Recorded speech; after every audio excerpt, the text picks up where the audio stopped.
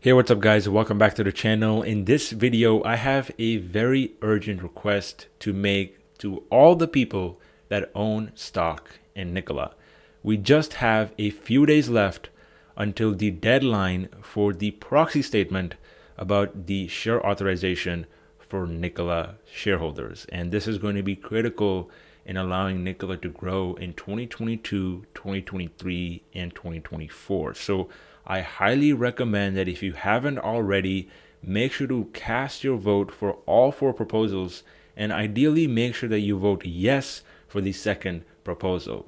And so in this video, I want to explain to you guys why I am voting yes, because it seems like a lot of people still don't understand why exactly Nikola is authorizing the issuance of more shares. And although on the surface it sounds like pure dilution, this is actually a good thing for the long-term prosperity of this business. And so that's exactly what we're going to discuss in this video.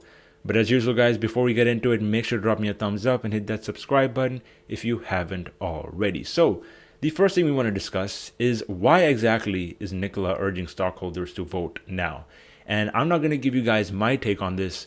We're going to first hear from Stephen Gursky, who is the chairman of the board of directors at Nikola himself.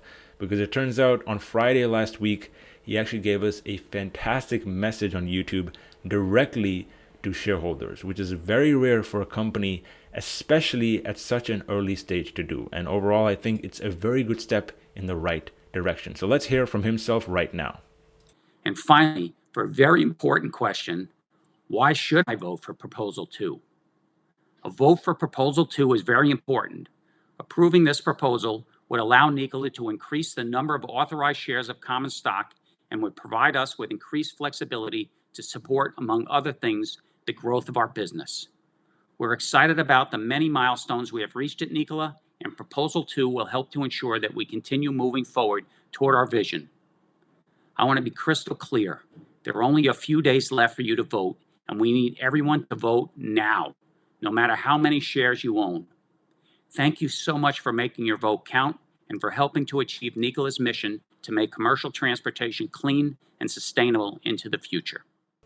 Well, there you have it. Nikola's own chairman of the board is coming out to urge stockholders to vote in favor for the second proposal. I really haven't seen this happen from any other SPAC or EV stock in the startup space on the stock market these days. And I think this goes to show that Nikola is very much considering the communication to its shareholders, which is something that a lot of other companies tend to lack. We're starting to see a lot of social media posts as well from Nikola, which is something that we just haven't seen from other companies, explaining why the vote matters and making sure that everybody's able to cast their vote as effectively and as quickly as possible. And the best thing that I found on Nikola's own Twitter recently was this tweet where they talked about exactly how many shares outstanding this company has and what forms of shares outstanding they have and why they need the 800 million share authorization package. And so let's read through this right now to understand exactly what they're talking about.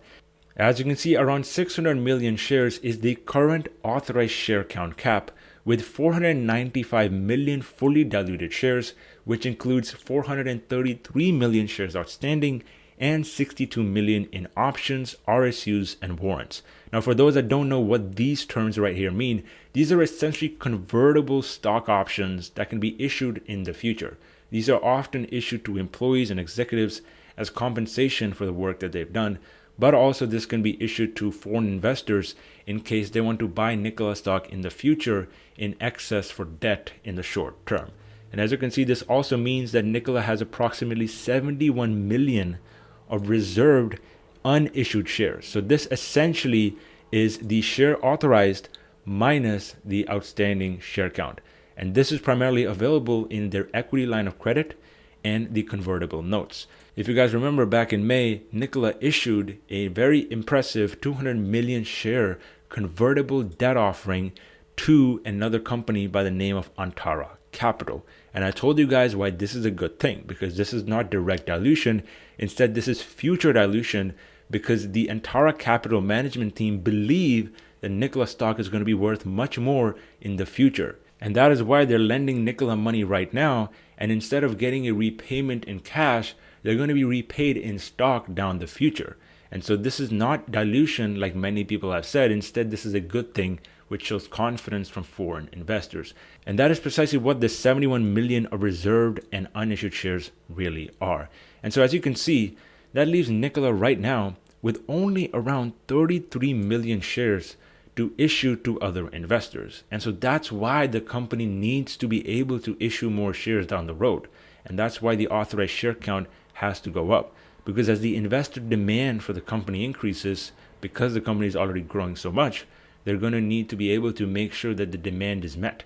And especially in such a competitive EV space in the startup industry, we need to keep in mind that companies that are flexible with their financing are the ones that end up thriving. And this share authorization could be the difference between Nikola keeping its first mover advantage or getting outcompeted by competitors in this market, which would obviously be a big blow to this company's leadership and potentially even its stock down the road. And so overall, I think this is a very good news for Nikola, and you guys should definitely vote in for this proposal, even as we're seeing all this fear and FUD around the stock, which will probably keep a lot of investors out of this market.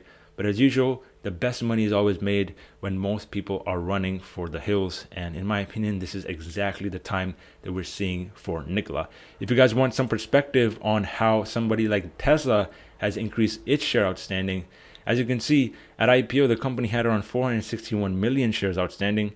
And here in 2022, they have around 1.157 billion, which is over 170% increase in the share outstanding. And if the cap of share authorization at IPO was, let's say, 600 million shares with their 461 million shares outstanding, then obviously they can't continue to issue shares to investors without increasing the cap of their share authorization. And so in my opinion, that is simply a normal part of the EV growth cycle, and this should not be of any major concern for Nikola shareholders today. So again, guys, make sure you do vote on this proposal, even if you want to vote no, because it shows that Nikola shareholders are active and that there is a good community standing around Nikola Motors, even though there is still a lot of skepticism around this business. But as usual, guys, make sure to drop me a thumbs up if you found some value from this video. Let me know down in the comment section below whether you're voting yes or no for this proposal. Like I said, I am personally voting yes, but I'd definitely be interested in hearing your guys' opinions. But as usual, guys, I hope you enjoyed this video, and I'll catch you guys in the next one. Take care.